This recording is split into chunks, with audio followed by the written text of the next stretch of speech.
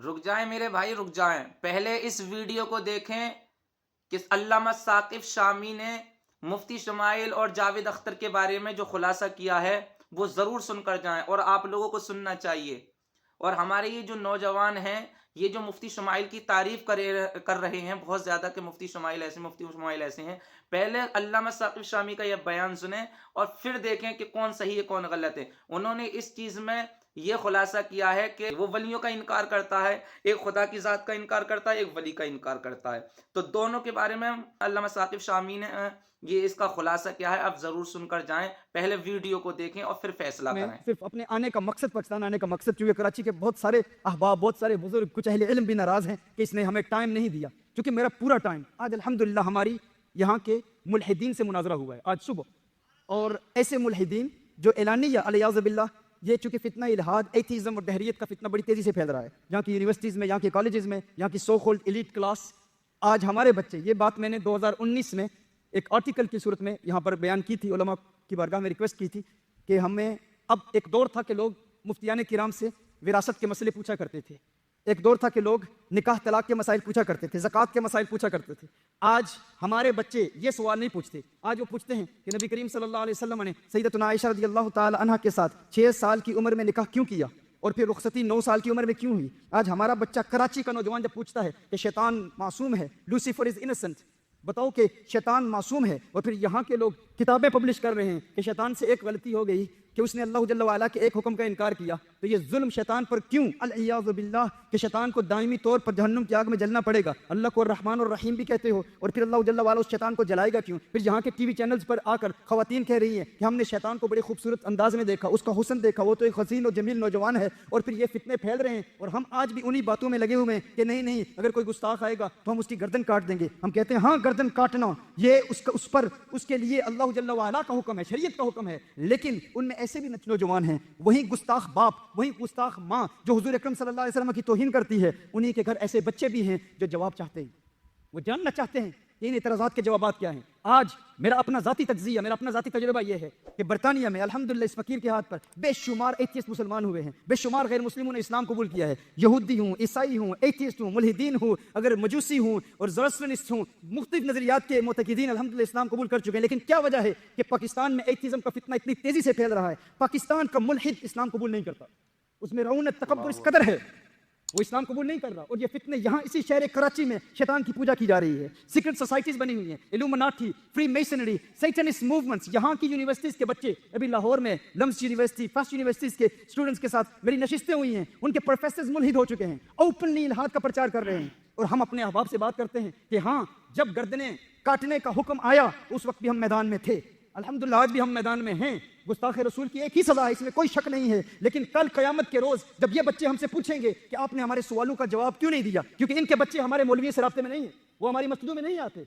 वो हमसे सवालात नहीं करते, उनका ताल्लुक एक मुख्तलिफ तबके से है, वो हमारी मसाजिद में आते ही नहीं, ना वो उलमा से करीब हैं, क्योंकि उनकी तरबियत किसी ने की ही नहीं। अगर यहाँ से अगर हम जाके बरतानिया के अंग्रेज़ों को दीन की दावत दे रहे हैं, उनको इस्लाम की तरफ राग़िब करने की कोशिश कर रहे हैं, उनके एतकादात और उनके नज़रियात का रद्द कर रहे हैं और उनके एतराज़ात के जवाब दे रहे हैं, तो क्या पाकिस्तानी मुसलमान पर यह फ़र्ज़ नहीं है कि वो इस्लाम पर एतराज़ कर किए जाने वाले एतराज़ात के जवाब सीखे। कोई आपसे कहे कि अगर अल्लाह ने सारी कायनात को बनाया है तो फिर अल्लाह को किसने बनाया, फिर उसको किसने बनाया, फिर उसको किसने बनाया, अल-इयाज़ु बिल्लाह। अगर हम सारी जिंदगी यही कहते रहेंगे कि ये सवाल करना ही जुर्म है, तुम नहीं कर सकते, लेकिन अब ये सवालात पैदा हो चुके हैं। हमारे अपने बच्चे, कराची के एक मुफ्ती का भतीजा मुल्हिद हो चुका है, मुल्हिद हो चुका है, ओपनली मुल्हिद हो चुका है। वो कहते हैं मेरे पास जवाबात नहीं है, कोई मुझे तसल्ली बख्श जवाब दे ही नहीं रहा। लाहौर में उनकी फैमिली ने मुझसे मुलाकात की। इसी तरह एक ऐसी माँ जिसको डॉक्टर्स ने जवाब दे दिया था, उसको कहा था कि तू 3-4 महीने के बाद तेरी मौत वाक़ई होगी। उस माँ ने हमसे रब्ता किया, उसने कहा मुझे पता चला कि आप इल्हाद का रद्द कर रहे हैं, मुल्हिदीन का रद्द कर रहे हैं। मेरा बेटा मुल्हिद हो चुका है, अपने भाई को भी मुल्हिद बना चुका है। मुल्हिद किसे कहते हैं? जो अल्लाह के वजूद का मुनकिर है। कहा बहन को भी मुल्हिद बना चुका है। बाप भी अल्लाह के खिलाफ कलाम कर रहा है, लेकिन मुआशरे अपनी सोसाइटी की डर की वजह से ओपनली अपने आप को एथियस्ट नहीं कह रहा। लेकिन अब मेरा बच्चा कह रहा है कि डॉक्टर्स ने तो जवाब दे दिया है, माँ तू अनकरीब कब्र में होगी, लेकिन मेरा मुंतहा नजर, मेरा मिशन, मेरा हदफ, मेरा गोल ये है कि तेरे कब्र में जाने से पहले तुझे भी मुल्हिद बनाऊंगा। जब ये फितने हमारे इस माशरे में फैल रहे हूँ, इस तेजी से फैल रहे हूँ कि बेटा चाहता है कि माँ कब्र में जाने से पहले काफिरा हो जाए, वो बेटा हमारे पास आया, कुछ वक्त हमारे पास गुजारा, जिस वक्त उलमा मुझसे नाराज हो रहे थे, कुछ हमारे ऑर्गेनाइजेशंस वाले, कुछ फकत महफिल मिलाद मुस्तफ़ा सल्लल्लाहु अलैहि वसल्लम की कॉन्फ्रेंसेस करने वाले, लाखों करोड़ों रुपए फकत नाथानी पर खर्च किए जाते हैं। लेकिन अगर किसी को कहा जाए कि किताबें पब्लिश करो, तुम्हारी नौजवान नस्ल बर्बाद हो रही है, तो कोई 1 लाख रुपया देने के लिए भी तैयार नहीं होता। किसी को कहा जाए कि हम नौजवान तैयार कर रहे हैं इस फील्ड में, इस बातिल नजरियात के रद्द के लिए, तो लोग तैयार नहीं होते, क्योंकि मिजाज ही नहीं बना। अभी लोग हमसे नाराज हो रहे थे कि आप कॉन्फ्रेंसेस, इतने लोग मुंतजिर हैं, हजारों की तादाद में लोग आपकी कॉन्फ्रेंसेस में जमा होते हैं, लेकिन आप कॉन्फ्रेंसेस क्यों नहीं दे रहे? मेरे लिए इन कॉन्फ्रेंसेस से बेहतर यह है कि उन 5-6 नौजवानों के पास बैठ के पूरा दिन उनके सवालात के जवाब दें। आज अल्हम्दुलिल्लाह जो हमारी डिबेट हुई है, इतनी कामयाब डिबेट हुई है, और इसके लिए हमें बहुत मेहनत करनी पड़ती है। वहां हाथ चूमने वाले नहीं होते, वहां कोई मुझे शेख साकिब शामी नहीं कहता, वो मुझे साकिब कहते हैं।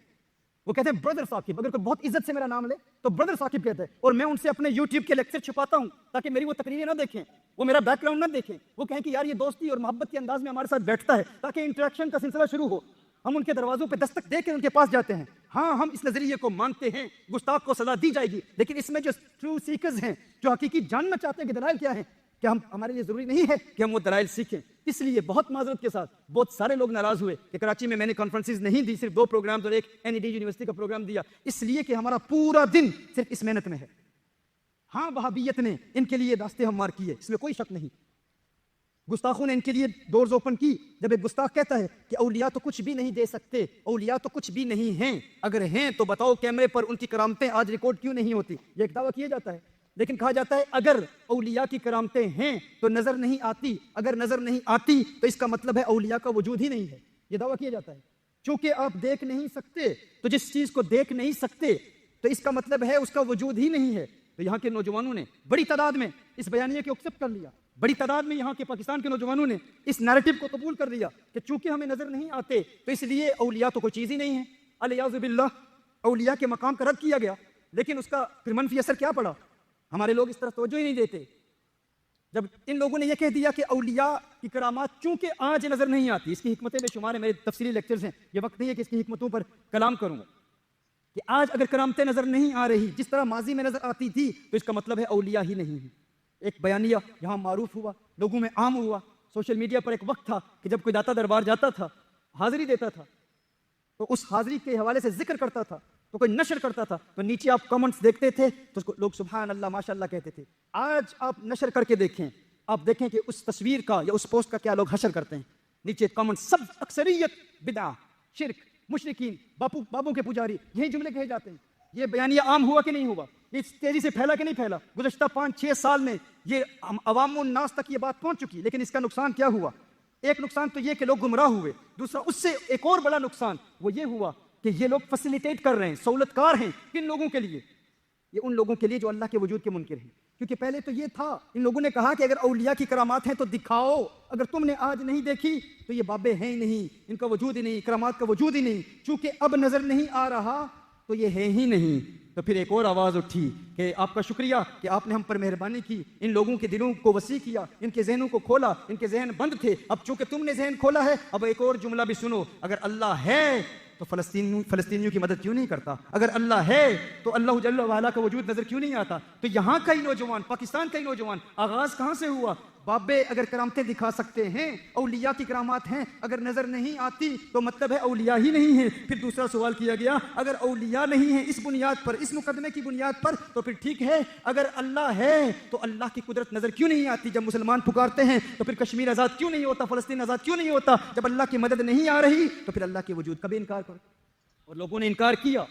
ये वो तबका है जो किसी हद तक उलमा से राब्ते में था, और इनके लिए बदअकीदगी के दरवाजे इन लोगों ने खोले। पहले तो गुमराह हुए और उनकी इबारतों में, उनके कलिमों में कुफ्र का इम्कान पाया जाता था। यानी गुमराह तो थे, जहन्नुमी तो बने, लेकिन हर एक काफिर नहीं था। फिर कुछ ऐसे थे जिन्होंने हुजूर अकरम सल्लल्लाहु अलैहि वसल्लम की सराहतन तौहीन की, ईमान की नेमत से महरूम हो गए। लेकिन अब यह है कि अल्लाह का वजूद का इनकार, अब आका सल्लल्लाहु अलैहि वसल्लम की जात का इनकार, आका सल्लल्लाहु अलैहि वसल्लम पर अंगुश्त तनकीद उठाना, आका सल्लल्लाहु अलैहि वसल्लम की सीरत के वाकयात को उठा के नबी करीम सल्लल्लाहु अलैहि वसल्लम को जादूगर कहना और झूठा कहना, ये फितने हमारे इस माशरे में फैल रहे हैं। इनका मुकाबला ये मुझ पर फर्ज नहीं है। मैं बरतानिया में कर रहा हूँ, अमेरिका में कर रहा हूँ, यूरोप में हम कर रहे हैं, पाकिस्तान में तो साल में मैं 1 मरतबा आता हूँ या 2 मरतबा आता हूँ। लेकिन फिर भी अगर हम यहाँ पर गलियों बाजारों में जाकर, इनकी पार्कों में जाकर, इनके नौजवानों से मुलाकात करके, उनके घरों में जाकर, ऐसा भी होता है। एक मरतबा ऐसा भी हुआ, इनके एक बहुत बड़े ग्रुप ने मुझे लाहौर में बुलाया, अपना एड्रेस दिया, और रात के वक्त रिक्शा पकड़ के मैं उनके घर में गया। दरवाजे पर दस्तक दी, पता चला ये उनका घर ही नहीं है। बाद में सोशल मीडिया पर उन्होंने ये पैगाम फैलाया कि देखो हमने इसको बेवकूफ बनाया। ऐसा भी होता है, यानी तमस्खुर उड़ाते हैं। लेकिन फिर भी अल्हम्दुलिल्लाह हम कहते हैं इन कॉन्फ्रेंसेस से ज्यादा अहम हमारे लिए उनको वक्त देना है, उनको वक्त देना है। ये हमारे लिए इंतहाई अहम है। तो आप नाराज ना हों, लेकिन उसके बावजूद अगर यहाँ आपके पास आए हैं तो कुछ तो मोहब्बत होगी ना आपके दिलों में, कुछ तो प्यार होगा। आपका प्यार देखकर अल्हम्दुलिल्लाह आपकी बारगाह में हाजिर आए हैं। कहाँ की बात कहाँ चली गई। मैं कह रहा था अभी मैं आ रहा हूँ ना, तो फ़ोन आ रहे हैं बरतानिया से कि देख के पता नहीं कहाँ जा रहे हो। आपने कहा था सिर्फ यूनिवर्सिटीज़ कॉलेजेस में मुलाकातें होंगी, तो लोग खौफ पैदा करने की कोशिश करते हैं। तो मैं ये कह रहा था कोई अकेला जा रहा हो तो उसे डर लगता है, डर लगता है। लेकिन अचानक किसी दोस्त की आवाज़ आ जाए तो डर ख़त्म हो जाता है, इंसान दलेर हो जाता है। लेकिन अगर इंसान दुनिया में अकेला हो और उसे यकीन हो कि अल्लाह इरशाद फरमाता है वइज़ा सअलका इबादी अन्नी फ़इन्नी क़रीब, अगर उसे कुरान करीम की आयत उसके कान में गूंज रही हूँ, हर वक्त कुरान की किरात कर रहा हो, वो जानता हो कि मेरा अल्लाह मेरे करीब है, फिर वो दुनिया से नहीं डरता, फिर वो किसी से नहीं डरता। और अल्लाह का कुर्ब क्या है? वइज़ा सअलका, हाँ लोग कहते हैं ना कि अल्लाह से मांगो, क्योंकि अल्लाह फरमाता है उजीबु दाअवतद दाई इज़ा दआन, कि जो बंदा मुझे पुकारता है, मुझसे मांगता है, तो मैं उसकी दुआ कबूल करता हूँ, मैं मदद करता हूँ। अल्लाह जल्ला वाला जवाब देता है। तो कहा तो फिर अल्लाह ही से मांगो क्योंकि अल्लाह करीब है। लेकिन ये तो देखो कि अल्लाह किससे फरमा रहा है, हुजूर से फरमा रहा है व इज़ा सअलका इबादी अन्नी, अगर मेरे इबाद मेरे मुतल्लिक महबूब तुमसे पूछे, किससे पूछें?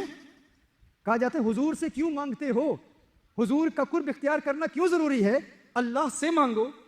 तो अल्लाह क्या इरशाद फरमा रहा है? महबूब अगर मेरे बंदे तुझसे पूछें मेरे मुतल्लिक तो कहो हाँ इन्नी करीब, यानी हुजूर से पूछने के लिए हुजूर के करीब जाना होगा ना, हुजूर का कुर्ब इख्तियार करना होगा ना। महबूब जो तेरे करीब आ गया और करीब आकर तुझसे मेरे मुतल्लिक पूछा तो बताओ हाँ अब तुम अल्लाह के करीब हो, अल्लाह तुम्हारे करीब। एक तो मुतलकन मईयत होती है, एक तो मुतलक होती है, एक खास होती है। ये खास उसको मिलती है जो हुजूर के करीब हो जाए, क्योंकि हुजूर का कुर्ब हासिल करना ही आपको अल्लाह का कुर्ब देता है। इस नजरिए को मैं एक आम अंदाज में समझाता हूँ। एक चीज को तो हम बहुत तफसील से समझाते हैं, लेकिन एक आम अंदाज में, ताकि हर बंदा समझ ले कि गायत कुर्ब गायत खिफा का सबब होती है। एक उसूल है, इंशाअल्लाह ताला मुश्किल होता है लेकिन अल्हम्दुलिल्लाह हमारी महफिल में अवाम भी समझ लेती है, अल्लाह का करम है। गायत कुर्ब गायत खिफा का सबब होती है। जो चीज़ इंसान से जितनी करीब हो ना, उतनी ही उसकी निगाहों से ओझल होती चली जाती है। कहा जाता है अगर अल्लाह है तो दिखाओ, और फिर कुछ लोग कहते हैं कि नबी करीम सल्लल्लाहु अलैहि वसल्लम के वसीले की क्या ज़रूरत, हुजूर के वसीले को क्यों मानते हो? तो याद रखें गायत कुर्ब गायत खिफा का सबब होती है। जो चीज़ इंसान से जितनी करीब होती चली जाए उतनी ही उसकी निगाहों से ओझल होती चली जाती है। कैसे? ये हजरत अभी घड़ी देख रहे हैं, मेरे करीब हैं, मैं इनको देख रहा हूँ, नजर आ रहे हैं ना? थोड़े और करीब हो जाएं फिर भी नजर आएंगे, और करीब हो जाएं फिर भी नजर आएंगे। जिस तरह मेरी उंगली है अब मुझे नजर आ रही है, करीब हुई अब नजर आ रही है, और करीब हुई अब नजर आ रही है, और करीब हुई अब नजर नहीं आ रही। तो जो चीज इंसान के जितने करीब होती है इतनी ही उसकी निगाहों से ओझल होती चली जाती है। ये बात आप समझ रहे हैं ना? जितने करीब होती है इतनी ही निगाहों से गायब होती चली जाती है। मिसाल के तौर पर आपकी आंखें आपके माथे से मुत्तसिल हैं, तो क्या किसी ने कभी अपनी आंखों को देखा है? क्या किसी ने कभी अपनी आंखों को देखा है? किसी ने देखा है? नहीं देखा भाई। क्यों? क्योंकि आंखें बहुत करीब हैं। जो चीज बहुत करीब होती है आंखों से ओझल होती चली जाती है, नजर नहीं आती। इसीलिए कभी किसी ने अपनी आंखों को नहीं देखा। जब आपने कभी अपनी आंखों को नहीं देखा तो आप अपनी आंखों के वजूद को क्यों मानते हैं कि आपकी आंखें हैं? क्या आप अंधे हैं? नहीं, मेरी आंखें हैं। तो आंखों के वजूद की दलील क्या है? क्या आंखों को देखा है? तुम कहते हो हम उसी चीज को मानते हैं जिसको देखा है। तो क्या अपनी आंखों को देखा है? कहा नहीं देखा। तो आंखों के वजूद को क्यों मानते हो? कहा हमने तो नहीं देखा, लेकिन किसी देखने वाले ने बताया है तुम्हारी आंखें हैं, किसी देखने वाले ने बताया है तुम्हारी आंखें हैं, इसलिए आंखों के वजूद को मानते। हमने तो नहीं देखा, किसी देखने वाले ने बताया। अच्छा, यहां पर एक और जुमला कह दूं, जिस देखने वाले ने बताया है कि तुम्हारी आंखें हैं, उसने तुम्हारी आंखों को अपनी किन आंखों से देखा था? उसने तुम्हारी आंखों को अपनी किन आंखों से देखा था? उसने भी तुम्हारी आंखों को अपनी उन आंखों से देखा था जिन आंखों को उसने भी कभी नहीं देखा था। वो तो खुद तुम्हारे उसूल के मुताबिक अंधा है, क्योंकि उसने तुम्हारी आंखों को अपनी उन आंखों से देखा जिन आंखों को उसने भी कभी नहीं देखा था। तो तुमने उस अंधे की बात पर यकीन करते हुए अपनी आंखों के वजूद का कौल कर दिया। उसने भी अपनी आंखों को कभी नहीं देखा था। पता चला ना उसने देखा ना तुमने देखा, तो तुमने अपनी आंखों के वजूद को क्यों मान लिया? कैसे मान लिया कि तुम्हारी आंखों का वजूद है? अब बात समझ रहे हैं ना? क्योंकि उसने भी नहीं देखा। तो किसी ने कहा मैंने अपनी आंखों को देखा है। बड़े बड़े इल्म के तुर्रम खान होते हैं ना, आप क्या बात कर रहे हैं, मैंने अपनी आंखों को देखा है। मैं दलील पेश करूंगा। अच्छा देखा है तो बताओ तुमने अपनी आंखों को कहां देखा? कहा मैंने अपनी आंखों को आईने में देखा है। कहां देखा है? आईने में देखा है। अच्छा तुमने अपनी आंखों को आईने में देखा है तो ये बताओ कि तुमने जब अपनी आंखों को आईने में देखा था तो किन आंखों से देखा था? क्या सुन रहे हैं? अब मैं क्या अर्ज कर रहा हूं? जब तुमने अपनी आंखों को आईने में देखा था तो किन आंखों से देखा था? अगर इन आंखों से देखा था तो आईने में क्या देख रही थी? ये आंखें तो यहां है ना। अगर इन आंखों से देखा था तो ये आंखें तो तुम्हारे माथे से मुत्तसिल हैं, आईने में देख क्या रहे थे? और अगर ये आंखें आईने में मुंतकिल हो चुकी थी तो फिर किन आंखों से देखा था? ये आंखें तो आईने में। पता चला आईने में तुमने अपनी आंखों को नहीं देखा था, आईने में तुमने अपनी आंखों का अक्स देखा है, आईने में तुमने अपनी आंखों का परतव देखा है, आईने में तुमने अपनी आंखों का रिफ्लेक्शन देखा है, आईने में तुमने अपनी आंखों को नहीं देखा, अपनी आंखों का अक्स देखा है। तो मैं ये कहने में हक बजानिब हूं, जो आंखें तुम्हारे जिस्म के करीब हैं उन आंखों को तुम आईने के वसीले के बगैर नहीं देख सकते, तो वो रब जो तुम्हारी जान से करीब है उसे वसीला है मुस्तफा के बगैर कैसे देख सकते? मैंने बताऊं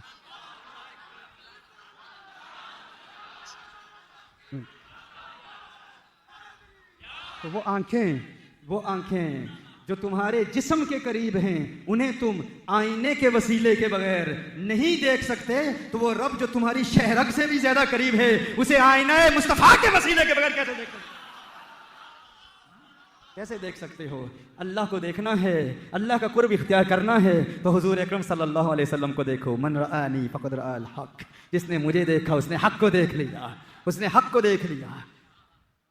तो हुजूर का कुर्ब इख्तियार करना ही अल्लाह का कुर्ब देता है। और हुजूर के कुर्ब के लिए हम गौसे आज़म का कुर्ब हासिल करते हैं, हम गौसे आज़म का कुर्ब हासिल करते हैं, उनकी मईयत इख्तियार करते हैं, क्योंकि ये वो लोग हैं जिनके कुर्ब के सदके अल्लाह जल्ला वाला हमें तकवा अता फरमाता है और तकवे में इस्तिकामत अता फरमाता है। गौसे आज़म सैयदना शेख अब्दुल कादिर जिलानी रज़ी अल्लाह तआला अन्हु इरशाद फरमाते हैं, यख़ाफ़ुकल ख़ल्क़ बिक़द्रि मख़ाफ़तिका मिनल्लाह, कि जब इंसान अल्लाह से डरता है ना तो जितना तुम अल्लाह से डरोगे ना इतना ही अल्लाह की मखलूक तुमसे डरेगी। हाँ? जितना इंसान अल्लाह से डरता है अल्लाह की मखलूक उतना ही इससे डरती है। तो जितना अल्लाह का खौफ दिल में पैदा करोगे, तकवा पैदा करोगे, परहेजगारी पैदा करोगे, गैरुल्लाह से बचोगे, हाँ? अल्लाह के गैरों से बचोगे। लेकिन याद रखना गैरुल्लाह से मुराद अल्लाह के प्यारे नहीं हैं, गैरुल्लाह और हैं, औलियाउल्लाह और हैं।